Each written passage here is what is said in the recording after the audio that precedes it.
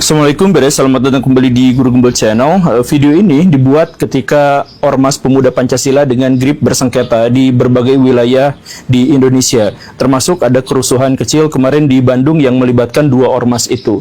Gebuk-gebukan, tonjok-tonjokan, saling merusak fasilitas satu sama lain, dan lain sebagainya. Di antara persengketaan itu, orang-orang sipil pada kebingungan, ini ngapain sih ormas berantem terus. Dan kemudian pikiran yang lebih lanjutnya mengajukan sebuah pertanyaan. Ini ormas ngapain juga mengaku sebagai organisasi masyarakat, padahal kami sebagai masyarakat tidak pernah mengaku diakomodasi oleh ormas yang dimaksud itu. Kami tidak merasa diwakili, kami tidak pernah merasa diedukasi. Lah ini kenapa ngaku-ngaku sebagai ormas gitu. Dan pertanyaan-pertanyaan semacam ini adalah pertanyaan yang umum di antara kita gitu. Kenapa ada ormas yang begini dan begitu gitu. Dan banyak di antara ormas-ormas itu yang aneh, ya salah satunya yang tadi kita sebut misalkan Pemuda Pancasila. Pemuda Pancasila itu memiliki reputasi yang kontroversial di masyarakat. Banyak di antara orang-orang yang menganggap bahwa Pemuda Pancasila itu adalah sekelompok orang yang suka malak, yang suka pungli, yang sikapnya seringkali arogan, dan lain sebagainya. Kok bisa ormas itu ada? Dan yang lebih herannya lagi adalah namanya Pemuda Pancasila, tapi anggotanya kok tua-tua semua. Harusnya petua Pancasila gitu, atau yang hal-hal yang semacam itu gitu. Masyarakat menganggap bahwa apa sih ini gitu.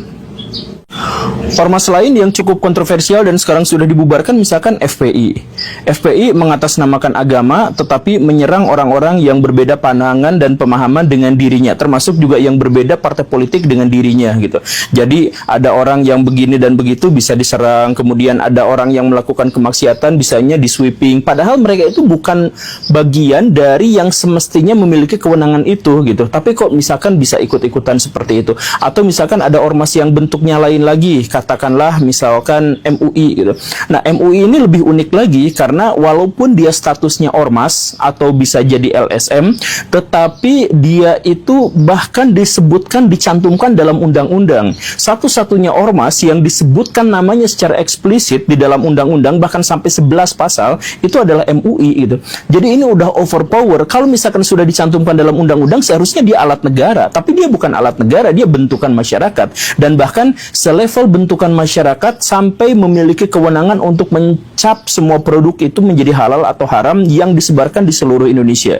Ini membingungkan gitu. Jadi maksudnya secara hukum ormas itu seperti apa? Secara etika ormas itu harusnya seperti apa? Nah, inilah sesuatu yang membuat masyarakat menjadi bingung. Makanya video ini dibuat. Jadi buat para anggota ormas, simak videonya sampai tuntas. Ayo kita ribut. Tapi di kolom komentar. Kalau di dunia nyata saya nggak berani. Yuk kita mulai.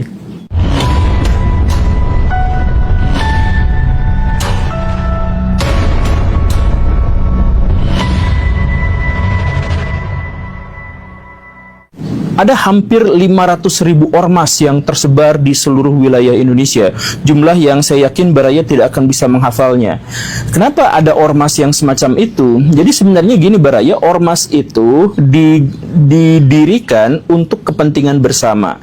Jadi di satu sisi dia digunakan oleh pemerintah untuk bisa menyerap aspirasi dari rakyat, bisa mendengar suara-suara rakyat, dan di sisi lain masyarakat juga bisa menyampaikan aspirasinya kepada pemerintah melalui ormas itu, melalui persekutuan, melalui kelompok dan sebagainya. Jadi kalau misalkan Baraya punya aspirasi, punya keinginan, kemudian disampaikan, kan semestinya ada jalur yang bisa digunakan untuk menjembatani antara rakyat dengan pemerintah. Nah, ormas diantaranya adalah jembatan yang bagus itu gitu.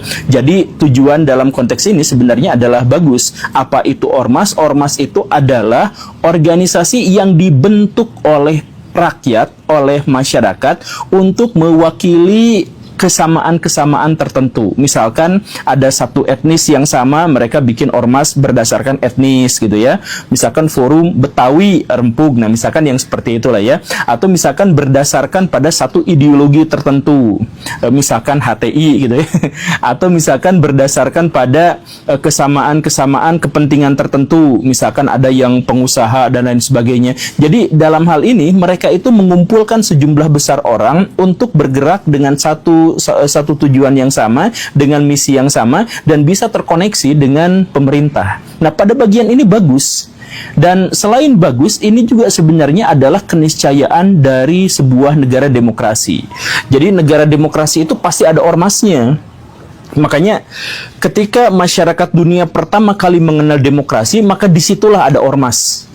Maka istilah ormas yang sebenarnya civil society itu kalau misalkan di barat itu bahkan sempat disebut oleh Cicero. Jadi jauh sebelum Masehi, orang-orang Romawi, orang-orang Yunani sudah mengenal yang namanya ormas, karena sekali lagi ini adalah representasi dari demokrasi di mana rakyat memiliki hak untuk berbicara, hak untuk berkumpul, hak untuk menyatakan pendapat. Nah, salah satu